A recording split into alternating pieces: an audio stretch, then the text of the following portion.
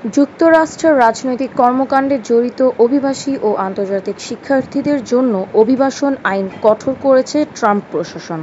এরই মধ্যে কঠোর যাচাই-বাছাইয়ের জন্য সাময়িকভাবে গ্রিন কার্ড আবেদন স্থগিত করেছে দেশটি। বৃহস্পতিবার ২৭ মার্চ সিবিএস নিউজের প্রতিবেদন জানিয়েছে, আন্তর্জাতিক ছাত্র এবং অন্যান্য বিদেশি নাগরিকদের আটক এবং নির্বাসন নিয়ে উদ্বেগ বৃদ্ধি পাচ্ছে। বিশ্ববিদ্যালয় তাকে বসন্তকালীন সেমিস্টারের জন্য ব্যক্তিগত ক্লাসে অংশ করা থেকে বিরত রেখেছিল, কিন্তু বহিষ্কার করেনি।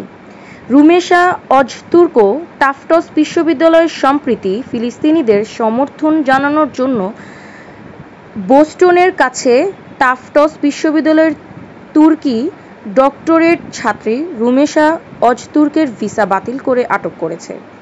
এই পদক্ষেপকে বাক স্বাধীনতার উপর আক্রমণ হিসেবে নিন্দা করা হয়েছে, যদিও ট্রাম্প প্রশাসন দাবি করেছে কিছু বিক্ষোভ ইহুদি বিরোধী এবং মার্কিন পররাষ্ট্র নীতির জন্য হুমকিস্বরূপ। গ্রেফতার একটি ভিডিওতে দেখা যাচ্ছে মঙ্গলবার সন্ধ্যায় ম্যাসাচুসেটসের সোমারভিলে ৩০ বছর বয়সী তুর্কি নাগরিককে তার বাড়ির কাছে মুখোশধারী এবং সাদা পোশাকধারী এজেন্টরা আটক করে।